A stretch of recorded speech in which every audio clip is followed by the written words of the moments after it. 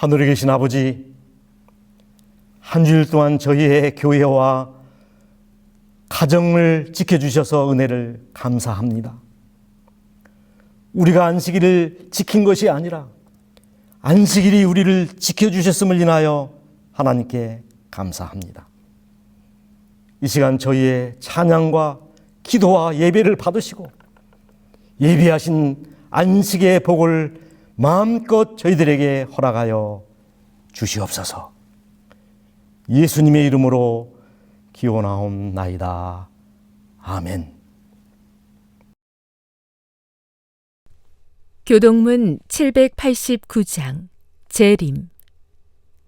너희는 마음에 근심하지 말라. 하나님을 믿으니 또 나를 믿으라. 내 아버지 집에 거할 곳이 많도다. 그렇지 않으면 너희에게 일렀으리라. 내가 너희를 위하여 거처를 예비하러 가노니 가서 너희를 위하여 거처를 예비하면 내가 다시 와서 너희를 내게로 영접하여 나 있는 곳에 너희도 있게 하리라.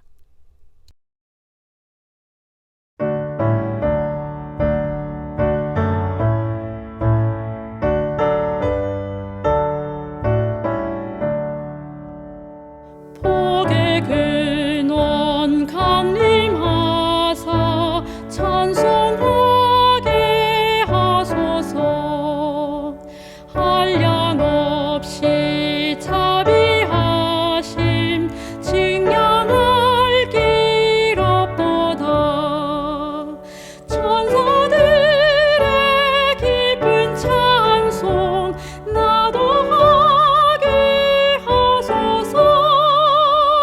구속하신 이내 함을 항상 찬송합니다. 주의 도와 주심 받아 이때까지 왔으니 이와 같이 천국에도 이르기를 바라네. 하나님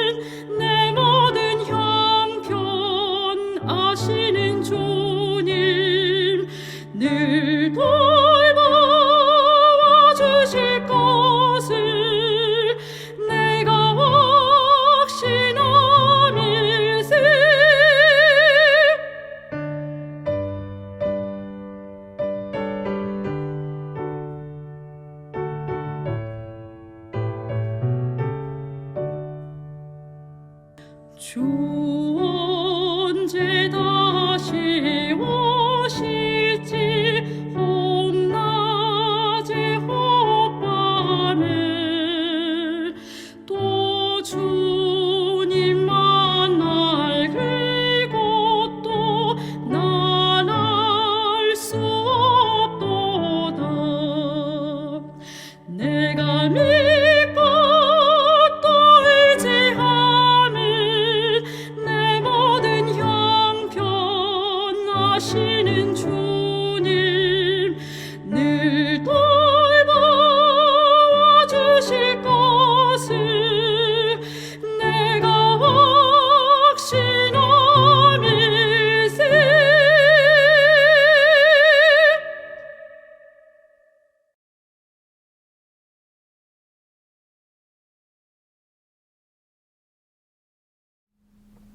예, 성도 여러분 안녕하십니까? 예, 조속으로 제법 서늘한 바람이 불어오는 것을 보니 이 가을이 성큼 우리 곁에 다가온 것 같습니다. 저는 오늘 창세기 5장을 본문으로 우리와 전혀 다른 방법으로 삶을 살았던 이 에녹의 생애를 살펴보려고 합니다. 먼저 한 글을 읽고 오늘 말씀을 시작하고자 합니다. 코로나19가 인류에게 보내는 편지. 지구는 속삭였지만 당신은 듣지 않았습니다. 지구는 말했지만 당신은 듣지 않았습니다. 지구는 비명을 질렀지만 당신은 무시했습니다. 그래서 나는 태어났습니다. 나는 당신을 벌하기 위해 태어나지 않았습니다. 지구는 간절하게 도움을 청했습니다. 대규모 홍수, 불타는 산과 들, 강한 허리케인, 무서운 토네이도. 그러나 당신은 듣지 않았습니다. 당신은 여전히 지구의 길을 기울이지 않았습니다. 해양동물은 물속의 오염물질로 인해 죽어요. 놀라운 속도로 녹는 빙하, 극심한 가뭄에도 불구하고 지구가 얼마나 심하게 병들어가고 있는지에 관심을 기울이지 않았습니다. 끝없는 전쟁, 멈추지 않은 탐욕, 당신은 그저 당신만의 삶을 살아가고 있었습니다. 이제 당신은 지구와 같은 모양이 되었습니다. 이제 당신의 유일한 걱정은 생존입니다. 기분이 어떻습니까? 나는 당신에게 고요를 줍니다. 마치 불타는 지구처럼 나는 당신이 숨쉬기 힘들게 합니다. 오염에 찬 지구처럼 당신은 매일 약해지고 있습니다. 매일 생명력을 잃어가는 지구처럼 나는 당신의 안락한 일상을 빼앗았습니다. 당신의 날들이 또한 지구의 고통을 잊을 수 없게 했던 많은 것들도 이제 나는 세상을 멈추게 했습니다. 그리고 지금 중국 대기의 질은 많이 좋아졌습니다. 멈춰선 공장에서는 더는 더러운 오염물질로 대기를 오염시키지 않으므로 하늘은 맑고 푸릅니다. 빈새물은 깨끗하고 돌고래가 보이기 시작했습니다. 물을 오염시키는 곤도라 보트가 멈춰섰기 때문입니다. 당신은 더 많은 시간을 생각해야 합니다. 무엇이 인생에서 가장 중요한 것인가를. 다시 말하지만 나는 당신을 처벌하기 위하여 여기 오지 않았습니다. 나는 당신을 깨우기 위해 여기에 와 있습니다. 모든 것이 끝나면 나는 떠날 것입니다. 부디 이 순간을 기억하십시오. 지구의 소리를 들으십시오. 당신의 영혼의 소리를 들으십시오. 지구 오염을 막으십시오. 서로 간의 분쟁을 멈추십시오. 물질적인 것에 대한 관심을 멈추십시오. 그리고 이웃을 사랑하십시오. 하나님을 믿기 시작하십시오. 왜냐하면 다음에는 더 강하게 돌아올 수 있기 때문입니다. 여러분, 이 코로나19가 우리에게 주는 메시지가 무엇이라고 생각합니까? 주님의 나라 재림이 가까웠다고 하는 것입니다. 하늘 갈 준비, 승천할 준비를 하라는 것이 아니고 무엇이겠습니까? 죄악된 세상에 살다가 하나님의 은혜로 우리 앞서 하늘로 승천한 몇 사람이 있습니다. 에녹과 엘리야와 모세입니다. 모세는 죽은 후 부활하여 하늘에 올라갔고, 에녹과 엘리야는 죽음을 맛보지 않고 하늘로 승천하여 올라갔습니다. 모세는 이스라엘을 출애굽시킨 민족의 지도자입니다. 엘리야는 이스라엘의 영적인 지도자여 선지자입니다. 이 모세와 엘리야를 하늘로 데려간 것은 충분히 이해가 되는데, 이 에녹에 대해서는 약간 갸우뚱한 생각이 드는 것이 사실입니다. 이 에녹 대신에 아브라함이나 다윗이나 욥이나 다니엘을 데려가셨다면 누구도 그 일에 물음표를 달지 않았을 것입니다. 그럴 만한 업적이 있고 그럴 만한 이유를 가진 우인들이기 때문이지요. 그런데 그런 많은 우인들을 제껴놓고 왜 하나님께서는 에녹을 하늘로 데려가셨을까? 사실 에녹은 아브라함이나 이삭처럼 야곱처럼 큰 족적을 남긴 그런 우인도 아니고, 모세나 다윗처럼 한 민족을 이끌었던 그런 지도자도 아닙니다. 엘리사나 엘리야처럼 기적을 일으킨 믿음의 영웅도 아닙니다. 기드온이나 삼손처럼 전설적인 사사도 아닙니다. 이 에녹에 대한 성경의 기록은 창세기 한 줄, 히브리서의 한 줄, 유다서의 한 줄, 그것이 전부입니다. 그러나 선지자는 에녹의 생애를 깊이 연구하고 살필 것을 우리에게 강하게 촉구하고 있습니다. 우리는 우리가 하는 것 이상으로 에녹의 생애를 깊이 연구할 필요가 있다 그랬습니다. 왜 선지자는 딱 이 에녹을 지목하여 그를 연구하라고 했을까요? 우리의 시대와 에녹에 사는 시대가 시대 상황이 같기 때문입니다. 우리도 에녹처럼 살다가 에녹처럼 하늘로 승천하여야 할 사람이기 때문이라고 생각합니다. 영감의 글은 계속해서 이렇게 말합니다. 에녹의 경험은 우리가 마땅히 겪어야 할 경험을 대표한다. 에녹의 경건한 품성은 예수께서 재강림하실 때 구속을 얻을 자들이 가져야 될 거룩한 상태를 표시한다. 그렇게 말했습니다. 우리도 에녹처럼 승리하고 에녹처럼 승천하여야 하기 때문에, 그리고 에녹처럼 살아야 하기 때문에 에녹을 연구하고 주목하라고 하신 것이 아니겠습니까? 그렇다면 이 에녹은 어떤 사람이었습니까? 어떤 믿음을 가졌길래 선지자는 그를 연구하라고 우리에게 분부하고 있는 것일까요? 첫 번째,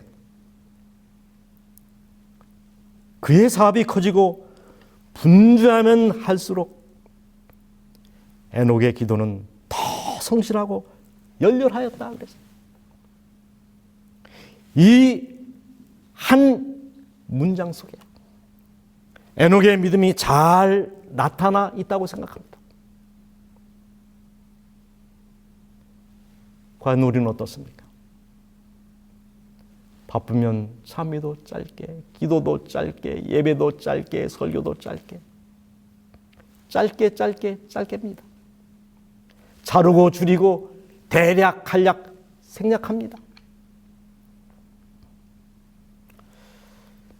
한번 오래전에 담임했던 어느 교회 집사님이 전화를 걸어왔습니다. 자신이 남편과 싸워 몇 주일째 냉전 중이라고요. 이 사연을 들어보니까 별게 아닙니다.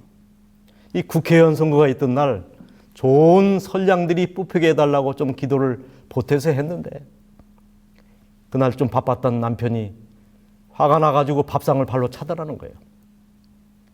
그래서 자기도 화가 나가지고 푸던 밥솥을 엎었답니다. 그래서 몇 주째 냉전 중이라고요. 여러분이 기도를 길게 했다고 밥상을 엎은 그 장로님 신임장 쇠퇴해야 되는 거 아닙니까? 여러분, 기도에 공식이 있습니다. 기도가 짧아지면 고생이 길어진다. 기도가 길어지면 한숨이 짧아집니다.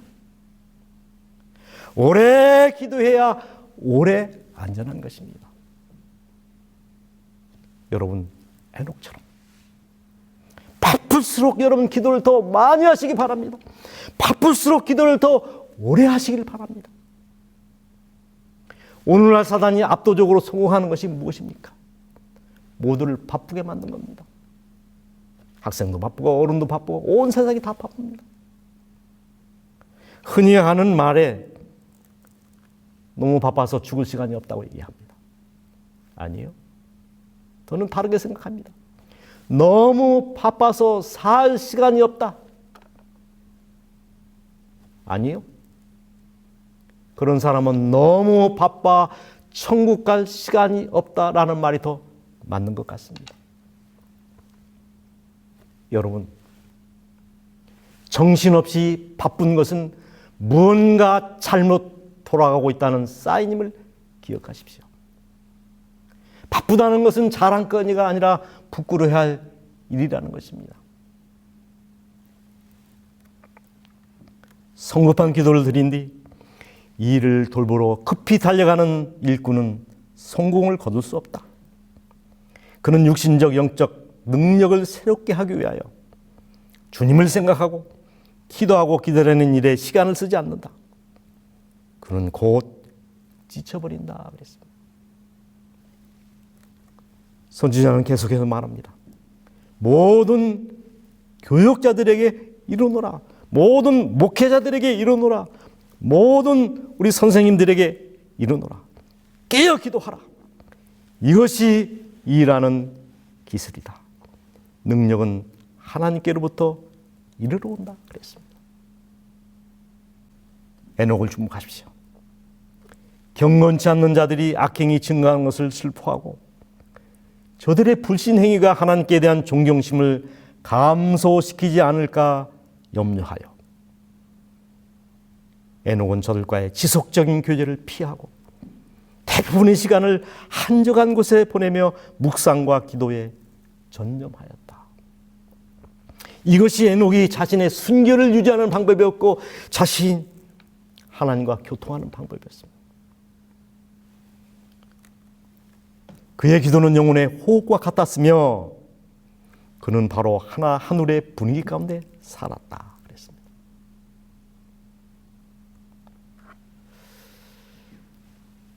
어느 날 루터가 새벽 평소보다 더 오래 기도하고 있었습니다. 몇 시간이 지났는데도 루터가 기도실에서 나오지 않자 조급해진 비서가 기도실 문을 두드렸습니다. 출발할 시간이 많이 지났습니다. 사실 그날은 대단히 중요한 약속이 있는 날이었습니다. 그러나 루터의 기도는 계속됐습니다. 다시 문을 두드렸을 때 그가 뭐라고 말한지 아십니까? 아닐세. 오늘은 너무나 중요한 날이기 때문에 더 많이 더 오래 기도해야 한다네. 그 사실을 왜 잊었나? 여러분, 바쁠수록 기도를 더 많이 하시기 바랍니다. 바쁠수록 기도를 더 길게 하시기 바랍니다. 바쁠수록 기도를 더 오래 하시기 바랍니다. 이것이 에녹의 삶의 방식이었습니다. 그리고 두 번째입니다. 에녹의 이 신앙과 믿음과 사랑은 해가 가고 날이 갈수록 더 열렬했다는 거예요. 에녹의 믿음은 세월의 흐름에 따라 더 굳어지고 그의 사랑은 열렬하게 되었다. 이 대부분의 믿음과 사랑도 시간이 지나면 약해지고 퇴색되고 희미해집니다. 그러나 에녹은 달랐습니다. 시간이 지날수록 더 강해지고 더 열렬해지고 더 뜨거워지고 더 견고해졌습니다. 소위 그런 신앙을 크리센도 신앙이라고 얘기합니다. 잡초 신앙, 땡벌 신앙입니다. 밟으면 밟을수록 더 왕성하게 생명력을 키우는 잡초. 여러분 볼통을 한번 차보시기 바랍니다. 가만히 있지 않습니다. 더 왕성합니다. 에녹이 그랬다는 거예요. 예수는 그 지혜와 키가 자라며 하나님과 사람에게 더 날마다 사랑스러워 가시더라 그랬습니다. 점점 커지는 신앙, 점점 넓어지는 신앙, 점점 더 깊어지는 사랑과 믿음. 이것이 에녹의 믿음의 특징이었습니다. 그리고 세 번째, 에녹은 300년간 하나님과 동행하는 믿음의 사람이었습니다. 에녹은 65세에 무두셀라를 낳았고 무두셀라를 낳은 후 300년을 하나님과 동행하며 그랬습니다. 공동번역에는 함께 살면서 함께 걸으며 교제를 나누며 여기 무두셀라를 낳은 후 300년을 하나님과 동행했다. 무슨 말입니까?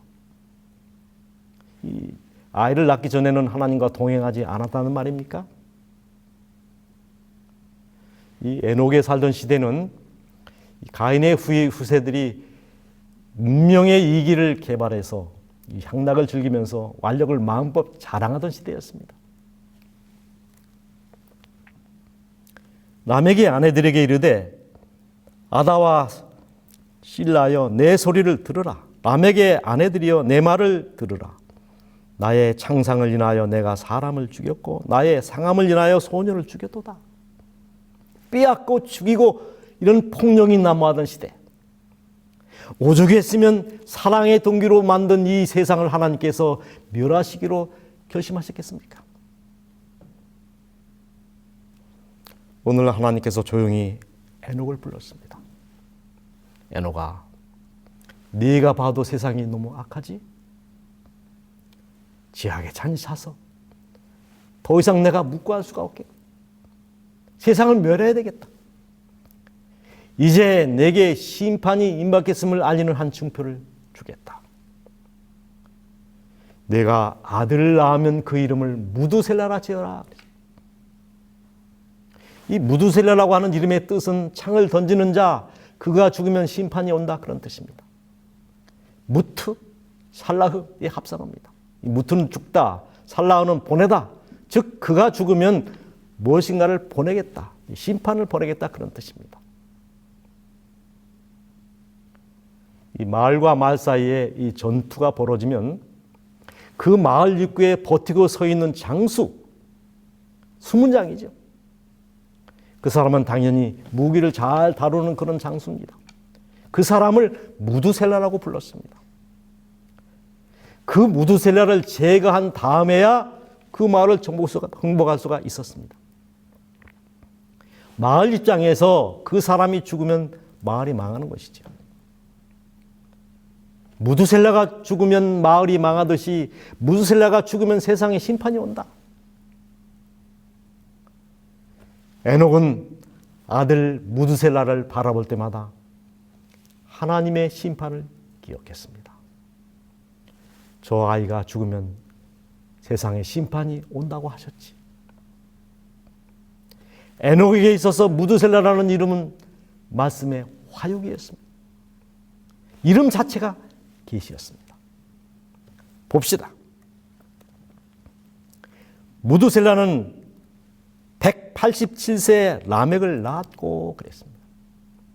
그리고 28절에 라멕을 182세에 노아를 낳았고, 그렇다면 노아는 무두셀라의 손자죠. 노아가 태어났을 때 무두셀라의 나이는 369세였습니다. 7장 11절 노아 600세 되던 해 2월 곧 그달 17일이라 그날에 큰 기품의 샘들이 터지며 하늘에 창이 열려서 40주야를 비가 땅에 쏟아졌더라. 노아가 600세 되던 해에 무드셀라가 969세가 됩니다. 정확히 무드셀라가 죽자마자 하나님의 심판인 홍수가 세상에 임한 것입니다. 에녹은 세상 끝을 정확히 알았던 사람입니다. 즉 심판을 내다보면서 세상의 운명을 내다보면서 살았던 사람입니다. 그래서 그의 삶의 태도나 그의 가치관이 다른 사람과 전혀 달랐습니다. 그의 기별이 달랐습니다. 그가 뭐라고 외쳤습니까? 아담의 7세 손 에녹이 사람들에 대하여 예언하여 가로되 보라 주께서 그 수만의 거룩한 자와 함께 임하셨나니 이는 무 사람을 심판하사 모든 경건치 않은 자의 경건치 않게 행한 모든 경건치 않은 일과 또 경건치 않은 죄인의 주께 거슬려 한 모든 강팍한 말을 인하여 저희를 정죄하려 하심이니라 하였느니라. 그는 심판을 경고하는 사명자의 삶을 성실히 살았습니다. 말씀으로 책망하고 말씀으로 경고했습니다. 그는 두려움 없이 죄를 책망하였다. 그는 그 시대에 백성들에게 그리스도 안에 있는 하나님의 사랑을 설교하며 그들의 악행을 버리라고 간청하면서 도처에 횡행하는 죄악을 책망하고 범죄자들에게 분명히 심판이 내릴 것이라고 그의 세대 사람들에게 경고하였다. 말뿐만 아니라 그의 생애를 통하여 그는 세상을 책망하고 경고했습니다. 하나님과 교제함으로 에녹은 점점 더 하나님의 형상을 반영하였다. 그의 얼굴은 거룩한 빛, 하나님의 예수님의 얼굴에서 비치는 빛으로 빛났다. 그가 하나님과 교통하고 나올 때 경건치 않은 자들까지도 그의 얼굴에 찍힌 하늘의 인상을 두려움으로 경외심을 가지고 바라보았다 그랬습니다.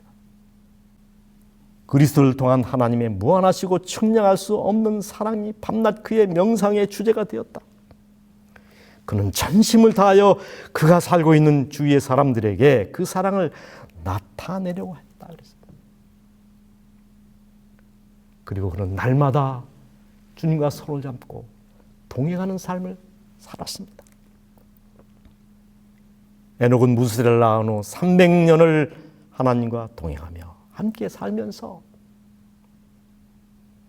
동행. 여러분 성격이 서로 달라도 적당히 살 수 있습니다. 취미가 달라도 문제가 없습니다. 식성이 다른 것 극복될 수 있습니다. 그러나 도수성의 문제가 있으면 가치관이 다르면 같이 살 수 없습니다. 이 말은 에녹과 이 하나님의 생각과 가치관이 같았다는 이야기죠. 에녹의 마음은 언제나 하나님의 뜻과 일치하였다. 그리고 이 거룩한 동행은 300년간 계속되었다 그랬습니다. 우리 마음에 일어나는 모든 갈등의 문제가 뭡니까? 원인이 뭡니까? 저는 have to와 want to의 문제라고 생각합니다. have to? 하나님께서 우리에게 하라고 하신 여러 명령들입니다. want to는 그거와 반하여 내가 하고 싶은 그런 일들입니다. 하나님이 하라는 일이 내가 원하는 일이면 무슨 문제가 생기겠습니까? 그러나 하나님이 하라고 원하시고 하나님이 하라는 일이 내 마음에 거스리고 내 마음이 동하지 않으면 충돌이 생기는 것이죠. 그런데 모든 것을 에녹은 주님께 아뢰었다. 에녹은 이런 방법으로 하나님과 동행했다 그랬습니다. 자신의 생각을 내려놓고 하나님의 뜻이 무엇인지 그것을 아뢰고 그 뜻을 따라 살았다는 거예요. 에녹은 언제나 그리스도를 항상 같이 다니는 단짝 친구로 삼았다 그랬습니다. 그는 한결 같은 마음으로 하나님을 섬겼다 그랬습니다. 그렇게 300년이라는 세월이 흘렀습니다. 에녹과 하늘나라 사이는 한 발자국의 간격밖에 없었다 그랬습니다. 하나님이 에녹을 보니까는요, 세상에 살 아무런 이유가 없는 사람입니다. 에녹아, 나하고 같이 살자. 그래서 에녹이 딱 한 발짝을 뗐는데 그것이 천국이었다는 거예요. 에녹과 하나님의 나라 사이는 단 한 발짝 간격밖에 없었다.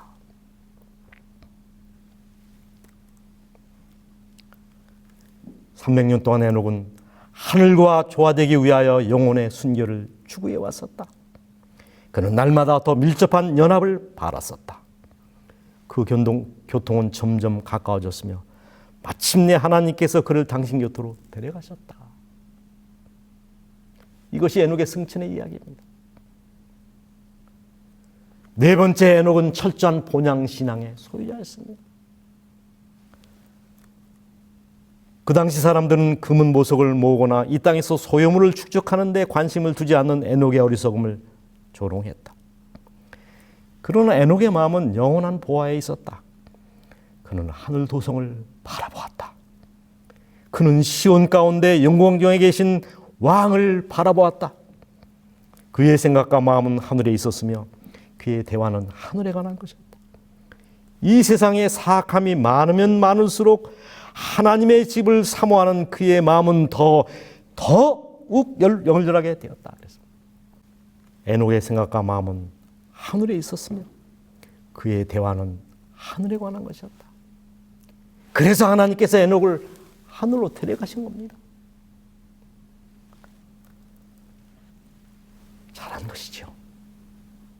만약에 에녹이 다른 사람들처럼 물질에 집착하고 뭔가를 쌓는 일에 몰두했다면 홍수가 나서 모든 것을 쓸어갈 때 아마 그것들도 다 함께 망했을 것입니다. 역사는 반복될 것입니다. 저장된 분은 조만간에 무가치하게 될 것이다. 어떤 값으로도 팔 수 없는 때가 다가오고 있다. 짐승의 표를 가진 자 외에는 아무도 사거나 팔지 못하는 법령이 공포될 때 많은 재물들은 아무런 소용이 없게 될 것이다. 하나님께서는 세상의 경고를 바라기 위해 우리의 힘 닿는 대로 지금 모든 일을 하도록 요청하신다. 그렇습니다. 에녹은 세상에 물들지 않았고 세상과 짝하거나 보타지 않았고 세상 사람들처럼 살지 않았습니다. 그래서 그의 마지막도 세상 사람들과 전혀 달랐습니다. 이 창세기 5장에는 아담의 족보가 나오는데 에녹의 앞과 뒤는 사망 기사로 가득합니다. 아담은 930세를 살고 죽었더라. 셋은 912세를 살고 죽었더라. 에노스는 죽었더라. 게난도 죽고 마렐도 죽고 야렛도 죽었습니다. 그러나 21절 에녹은 365세를 살았더라 그랬습니다. 다르지 않습니까? 에녹의 승천은 경건한 사람의 충성심에 대한 보상이다. 선지자는 그렇게 기록했습니다. 에녹의 경건한 품성은 예수님께서 재강림하실 때 구속을 얻을 자들이 겪어야 할 거룩한 상태를 대표한다. 오늘날 우리에게 가장 필요한 것은 에녹처럼 하나님과 동행하는 사람들이다. 그 다음 말씀을 주목해 주시기 바랍니다. 에녹이 비록 부패한 시대에 살고 있었으나 하나님을 기쁘시게 했던 것처럼 그대도 그렇게 할 수 있을 것이다. 그리고 오늘날 우리가 살고 있는 시대에도 에녹과 같은 사람들이 있다. 여러분과 저가 바로 그 에녹이 될 수 있는 축복을 누리시게 되기를 간절히 바랍니다.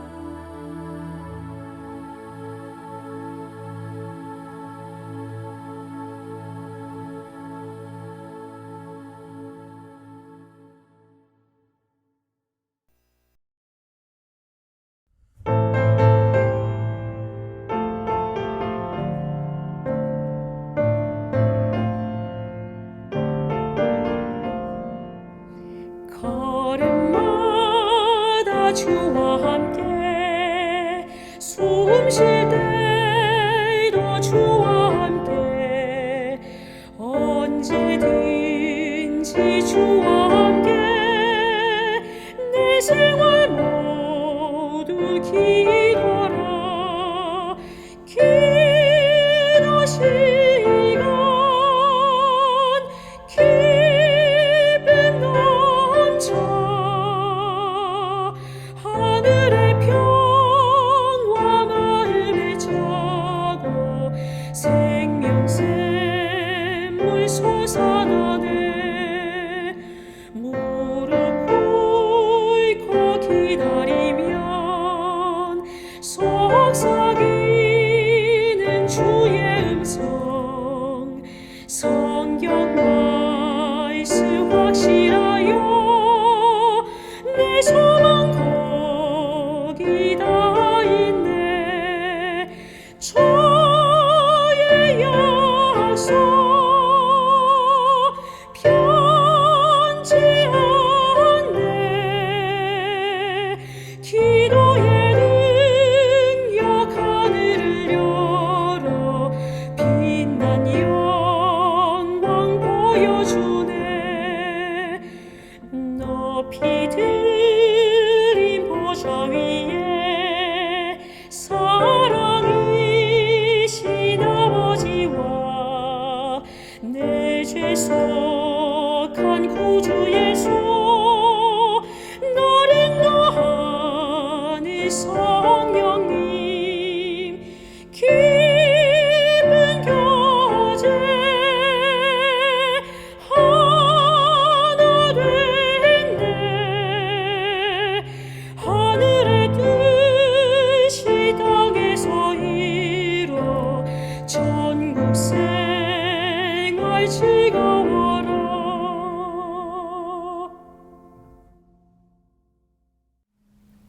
아버지, 우리는 하루를 살면서도 마음이 12번도 더 바뀐다는데 에녹은 300년 동안 한결같은 마음으로 하나님을 섬겼다고 했습니다.